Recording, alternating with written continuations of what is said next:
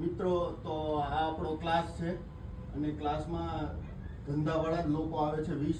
15 થી 20 લોકો અહીંયા ટ્રેનિંગ લેવા માટે સવારમાં આવે છે અને સોશિયલ મીડિયાની ટ્રેનિંગ પ્રિયેશ સર આપી રહ્યા છે.